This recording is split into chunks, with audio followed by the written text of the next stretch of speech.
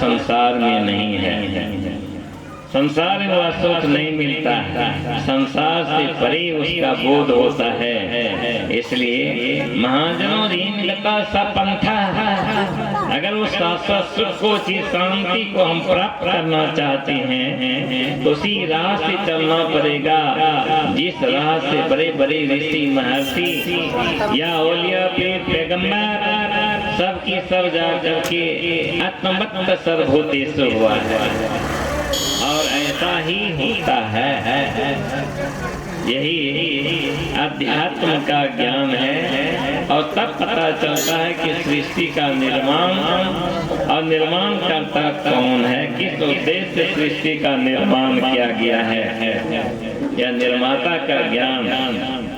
और तब जाकर के जो सृष्टि में जो जीव शाश्वत सुख को चाहने वाले हैं, अज्ञानता के कारण, अज्ञता के कारण, अल्पज्ञता के कारण, सस्ता हट्टा मूर्खता के कारण केवल संसार को, शरीर को ही सब कुछ समझ लिया है। जिसकी चाहों और तृष्णा की जाल बिछी रहती है, उस तृष्णा का भी नाश हो जाता है। जब तक मन के अंदर में तृष्णा की शक्ति समाप्त नहीं होती, तब तक सचमुच में सुख नहीं मिल पाता है। कौन सुख? जिस सुख के लिए जीवात्मा इस सृष्टि में आए हुए हैं, भगवान ने इसका जन्म दिया है। और इसी सुख को प्राप्त करने के लिए हर व्यक्ति उद्योग करते हैं, उद्यम करते हैं, धंधा करते हैं, कार्य करते हैं, कर्म करते हैं, इससे ही हमको सुख मिलेगा। लेकिन वह सुख नहीं मिल पाता है। संसार के सुख से आज तक न कोई सुखी हुआ है और न कोई संतुष्ट हुआ है। आप कहेंगे कैसे भाई? जाड़ी की रात है, जाड़ी का मौसम है, दिन रात ठंडी पड़ने लगती है। मजदूर वर्ग के लोग सोचते हैं सुंदर सुंदर अगर यदि गर्मदार रजाई मिल जाए, कंबल मिल जाए, ऐसो आराम मिल जाए तो रात आसानी से काट लेंगे। लेकिन प्रभात बेला होते हुए उसे पेट की भूख भी सताने लगती है। फिर वह सोचता है कि रात में ठंडी गंवाने के लिए तो आवश्यकता की पूर्ति हो गई, किसी ने दे दिया या अपने आप में उसको बनाया। लेकिन पेट की भूख मिटाने के लिए क्या करूं? उसके लिए भी उद्योग धंधा करता है, रहने के लिए भी शीश महल वह चाहता है, गाड़ी घोड़ी बंगला चाहते हैं, सजन प्रजन कुटुंब कबीला हित मित्र का वह जमावड़ा चाहते हैं। सब चीज अगर यदि मिल जाता है तो फिर अगल बगल झांकता है कि मैं 100 पति से 1000 पति तो बन गया, लाखपति कब बनूंगा? लाखपति बनता है तो करोड़पति की इच्छा होती है, करोड़पति बनता है अरबपति की इच्छा होती है, अरबपति खरबपति बनना चाहता है। और इस प्रकार से उनकी इच्छाएं बढ़ती जाती है। और कई संपूर्ण सृष्टि की संपत्ति आपकी है, आप बैठ करके भगवान का भजन कीजिए। नहीं कर पाएगा। क्यों नहीं कर पाएगा? क्योंकि उसके मन के अंदर में जो लालसा है, जो अभिलाषा है, जो तमन्नाएं हैं, जो इच्छाएं हैं, जो उत्कंठा है, व्यग्रता है, जिस चीज की खोज के लिए वह चला, इस जड़ वस्तु में वह सुख नहीं मिला। क्यों?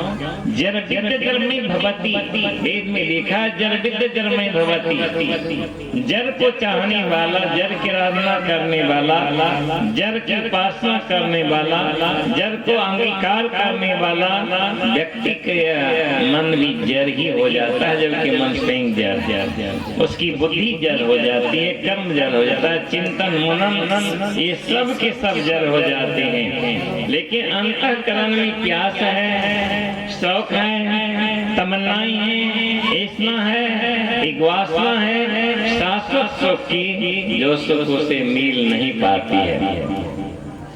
इसलिए वह इधर उधर दौड़ धूप लगाते फिरते हैं कि और में जो है खरबों की संपत्तियां अर्जन करने के बाद चांद की सुर का भी शौक जग जाता है कि सौर मंडल को भी देखना चाहता है। इतना करते करते फिर राम नाम शब्द हो जाता है। जीवन में जिस चीज के लिए आया वह अरमान पूरा नहीं कर पाता है। आया था हरि भजन को ओटन लगी कपास, मृग मार्चिका की मृगा की तरह वृत्तियां अपना करके दुख की रेत पर धंसते जाता है, चलते जाता है, दुख दर्द व्यथा वेदना भोगते रहता और इसी के साथ शाश्वत सुख को गंवा करके व्यर्थ के जीवन में अनर्थ का कार्य करते हुए चल बसते हैं। फिर तो कर्म का फल उसे मिलता ही है। कौन कर्म का फल? जो हर व्यक्ति को कर्म अपनी शक्ति से वैभव से अपनी पासा में बांध करके रखता है, उस कर्म का फल उसको भोगना ही पड़ता है।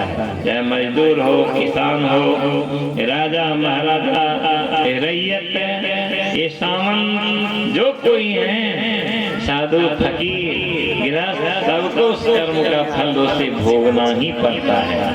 इसलिए कर्म प्रधान विश्व करी राखा, जो जस करहीं सो तस फल चाखा। यह भैया लक्ष्मण ने कहा था गोनिषाद से। जब गोनिषाद ने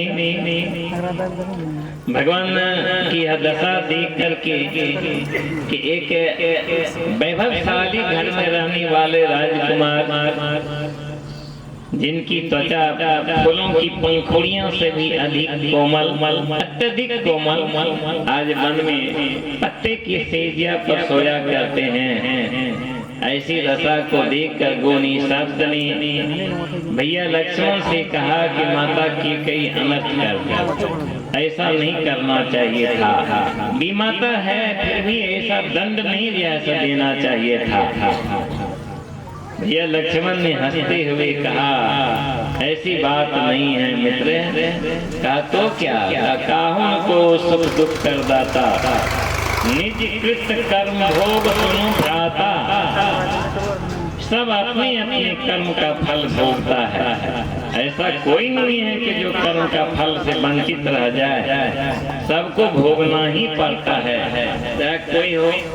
गोनिषाद ने कहा कि फिर प्रभु श्री राम तो विष्णु के अवतार है, इनको कौन कर्म फल खदेड़ दिया, यह दुर्दशा मिल गई, ऐसा फल मिल गया। लक्ष्मण ने कहा कि आपको पता नहीं है, इसके पूर्व जन्म में परशुराम जी की माता रेणुका थी, उनके पिता जमदग्नि थे, बतबरे ऋषि थे। उन्होंने संध्या अर्पण करने के लिए रेणुका को जल लाने के लिए भेजा गंगा की तीर, गंगा घाट से। और वह जाते जाते वहां पर रेणुका क्रीड़ा जो है देखने लगे, यक्ष की क्रीड़ा देखने लगी। विलंब हो गया, जैसी वापस आई ऋषि ने पूछा इतना विलंब क्यों हुआ? वह छिपा ली बात को, बोली कि आने में विलंब हो गया। ऋषि ने अपने दिव्य दृष्टि से देखकर एक बार हंस तो दिया, लेकिन शासन और शासन में रहने और घर परिवार समाज को रहवाने के लिए उन्होंने उसे दंड दे दिया, श्राप दे दिया। और परशुराम से कहा कि तुम हर्षा उठाओ और अपनी माँ के गर्दन काट दो। परशुराम ने पिता के आदेश पर माँ रेणुका का गर्दन काट दिया। इसे जमदग्नि बहुत खुश हो गए। जो शास्त्र में लिखा हुआ है वो मैं कहता हूँ। ऋषि ने कहा कि परशुराम तुम मांगो, क्या वरदान मांगते हो? मैं तुम पर बहुत खुश हूँ कि मेरी आज्ञा का तुमने पालन किया। परशुराम ने कहा कि पिताजी अगर आप हम पर खुश हैं तो मेरी माँ जैसी थी उसी दशा में रहे, लेकिन माँ को याद नहीं रहे कि मेरा बेटा परशुराम ने ऐसा किया है। फिर उनकी माँ वही अवस्था में आ गई, सचेतन की अवस्था में। लक्ष्मण जी ने कहा कि गोनी शब्द वही रेणुका आज कैकई बनकर के आई है, और वही परशुराम आज श्री राम बनकर के आए हैं। तो कर्म का फल देखो जो मिलता है ना, जिसको हर व्यक्ति नहीं जानते हैं कि कर्म का फल कैसा होता